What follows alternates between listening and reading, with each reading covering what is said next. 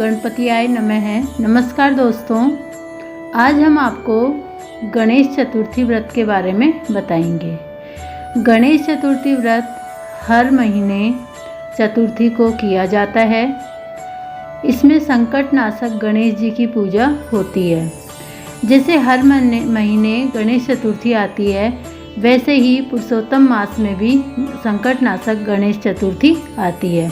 इससे जो भी हमारे जीवन में संकट चल रहे हैं, इस चतुर्थी के व्रत करने से उन सब संकटों का नाश होता है और गणेश जी रिद्धि सिद्धि देते हैं। पुरुषोत्तम मास की गणेश चतुर्थी का बहुत अधिक महत्व होता है, क्योंकि ये 32 महीने में एक बार आती है। तो आज हम आपको पुरुषोत्तम मास की गणेश चतुर्थी व्रत की कथा बताएंगे, क्योंकि अभी पुरुषोत्तम मास चल रहा है। जो भी व्यक्ति इस कथा को सुनेंगे, उसको इस सभी साल की सभी चतुर्थियों के व्रत करने का फल मिलेगा। स्कंद कुमार कहते हैं, समस्त ऋषियों, आप लोग पुराण में वर्णित मंगलदायिनी कथा को सुनिए, जिसमें गणेश जी के व्रत के माध्यम का जिस प्रकार वर्णन किया गया है। हे द्विजवरों, जिस समय पांडु पुत्रों का वनवास हुआ, वे सब धर्मपरायण और कृष्ण की उपासना करते थे। एक समय की बात है कि अपनी इच्छा से भ्रमण करते हुए व्यास जी उन लोगों की कुटिया पर आए। व्यास मुनि को देखकर सभी करबद्ध हो उनके सम्मुख खड़े हो गए और कहने लगे, आपके दर्शन कर हम लोग धन्य हुए। साथ ही मेरी कुटिया भी आपके पदार्पण से मेरा जीवन आज धन्य हुआ। आज हम लोगों का सब कुछ सफल हुआ, क्योंकि आपका दर्शन संपूर्ण कष्टों का निवारक है। आपने मेरी कुटिया में पदार्पण किया है, अतः हम लोग आपका स्वागत करते हैं। हम लोग राज्य से हटाए गए हुए होकर भी आज अपने को धन्य मानते हैं। ऐसा कहकर पांचों पांडव भीमसेन, युधिष्ठिर, अर्जुन, नकुल और सहदेव उन्हें प्रणाम कर उनके सामने खड़े हो गए। पाद अर्घ्य, आचमन और आसन प्रदान कर द्रौपदी ने हाथ जोड़कर उनसे कहना प्रारंभ किया, हे मुनीश्वर, मैं राजरानी होकर भी दुर्योधन की भरी सभा में केस पकड़कर अपमानित हुई और वनवासिनी बनाई गई। अब मैं क्या उपाय करूं, जिससे हमारे सभी कलेशों का नाश हो तथा हमारे शत्रुओं की पराजय हो।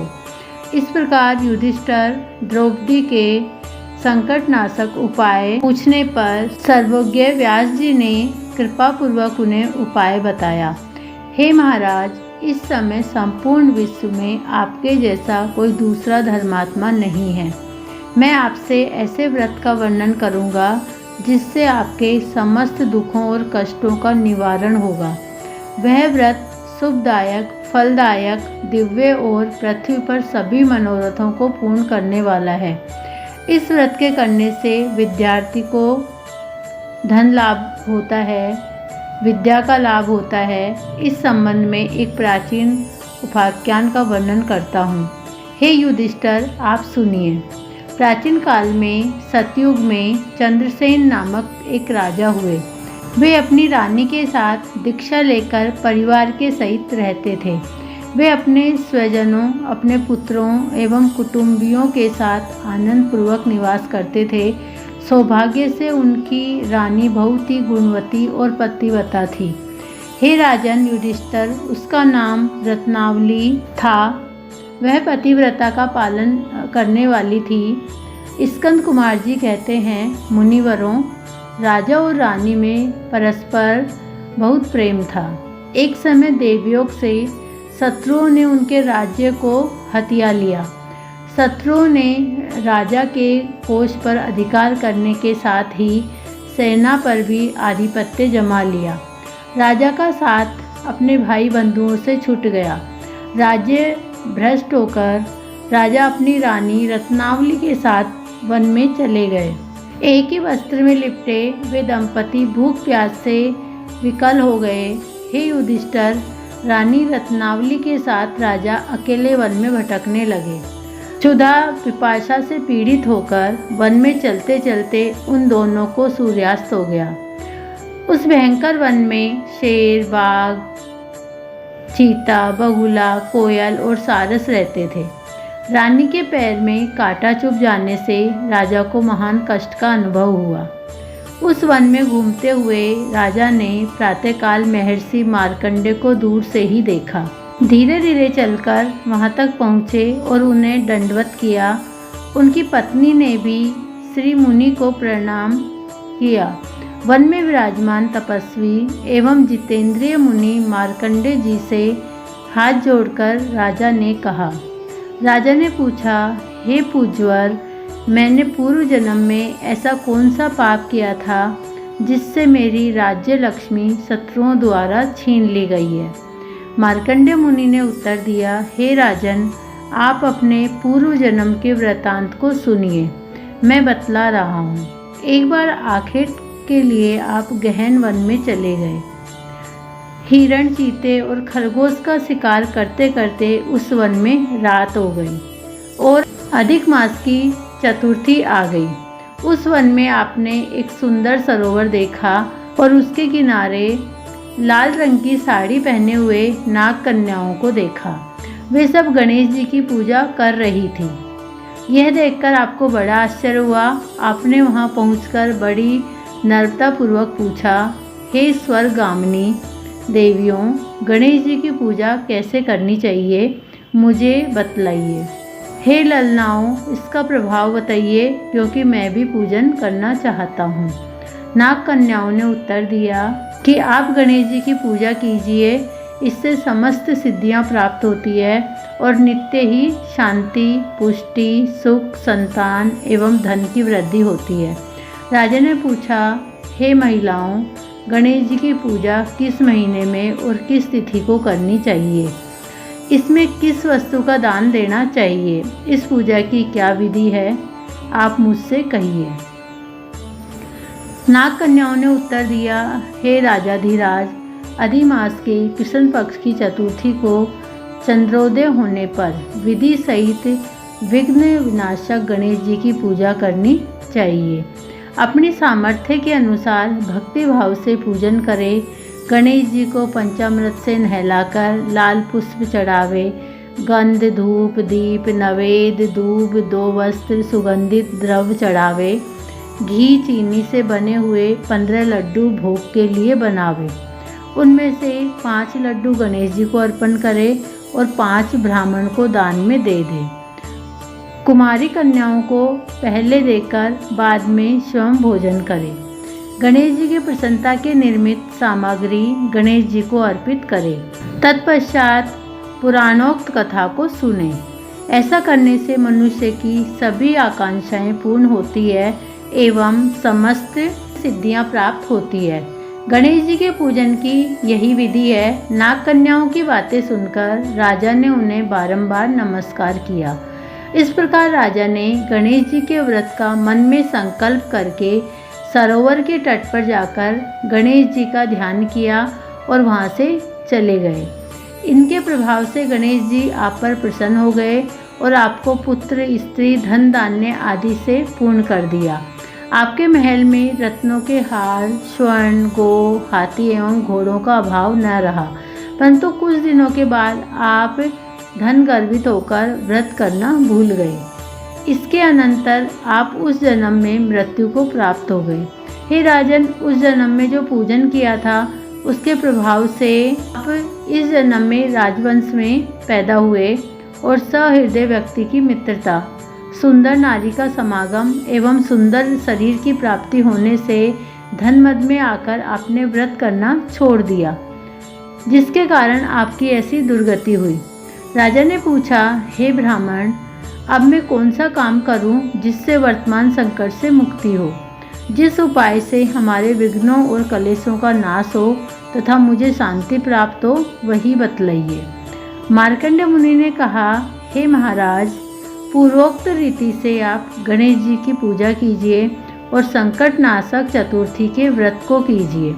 इससे गणेश जी प्रसन्न होंगे और आपको पुनः राज्य वैभव प्राप्त होगा। इसलिए संपूर्ण कष्टों के समनार्थ आप स्वयं गणेश जी की पूजा कीजिए। व्यास जी कहते हैं, मार्कंडेय जी की बात सुनकर राजा ने उन्हें प्रणाम किया और अपने भवन में चले आए। रानी के साथ राजा ने भक्तिपूर्वक विधिवत व्रत किया। व्रत के करने से उनके शत्रुओं का नाश हुआ। उन्होंने अपना खोया हुआ राज्य पुनः पाया। गणेश जी की पूजा करने से सभी कार्यों में सफलता मिली। स्कंद कुमार जी कहते हैं, व्यास जी के वचन को सुनकर महाराज युधिष्ठिर ने हाथ जोड़कर उनसे फिर पूछा। युधिष्ठिर ने कहा, हे कष्टों को दूर करने वाले महर्षि, इस चतुर्थी के व्रत की विधि बतलाइए। किस नाम से, किस मास में, किस प्रकार गणेश जी की पूजा करनी चाहिए? इस व्रत में किस चीज़ का आहार करना चाहिए? तब व्यास जी ने कहा कि हे राजन, अधिमास में चतुर्थी को गणेश्वर के नाम से पूजा करनी चाहिए। लाल कनेर का फूल चढ़ाकर लड्डू आदि का भोग लगावे। लाल चंदन, रोली, अक्षत और धूप को एक एक दो नाम से अलग अलग चढ़ावे।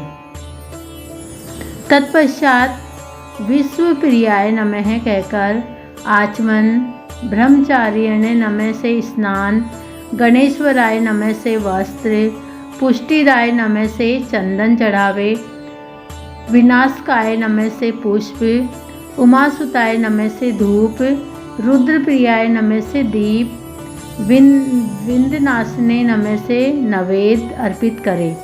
फलदात्रे नमः से तांबुल, संकटनाशिने नमः से फल चढ़ावे। इसके बाद विघ्न विनायक गणेश जी से प्रार्थना करें। हे सुंदर मुख वाले गणेश जी, मैं भव बाधा से ग्रस्त, भय से पीड़ित और कलेशों से संतप्त हूँ। आप मेरे पर प्रसन्न होइए। हे दुख दरिद्र के नाशक गणनायक जी, आप मेरी रक्षा कीजिए। हे विघ्नों के विनाशक, आपको बार बार मेरा प्रणाम है। फिर निम्नांकित मंत्र से पुष्पांजलि देकर चंद्रमा को अर्घ्य देवे।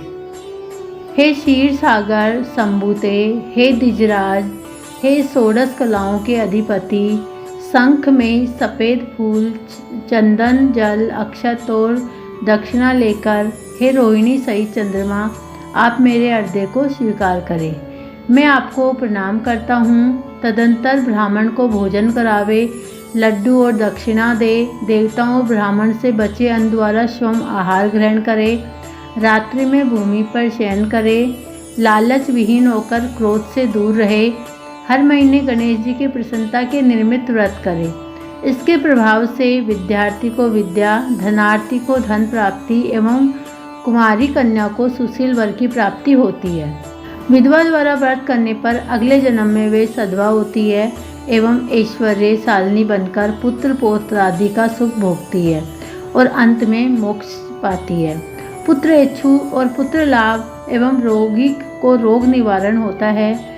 भयभीत व्यक्ति भय रहित होता है एवं बंधन में पड़ा हुआ मुक्त हो जाता है। व्यास जी कहते हैं, हे राजन, इस प्रकार व्रत कीजिए। इस संकट नाशक चतुर्थी व्रत से आप गणेश जी की कृपा से अपने राज्य को पुनः हस्तगत कर लेंगे। जो मनुष्य भक्ति भाव से इस मंगलदायिनी पौराणिक कथा को सुनते हैं या पढ़ते हैं, उन्हें परम सिद्धि, सुख, लोकोत्तर वैभव की उपलब्धि होती है। हे महाराज धीराज, आपके प्रश्न के अनुसार मैंने संपूर्ण मनोरथ को पूर्ण करने वाले इस संकट नाशक व्रत का संपूर्ण वृत्तांत बतला दिया।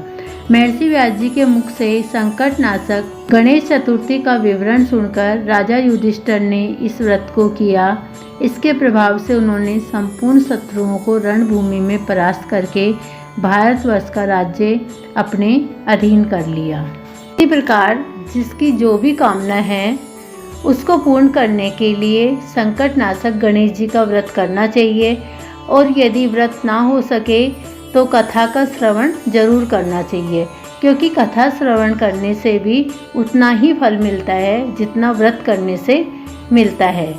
यदि मेरी ये वीडियो आपको पसंद आई हो तो लाइक और सब्सक्राइब ज़रूर करें।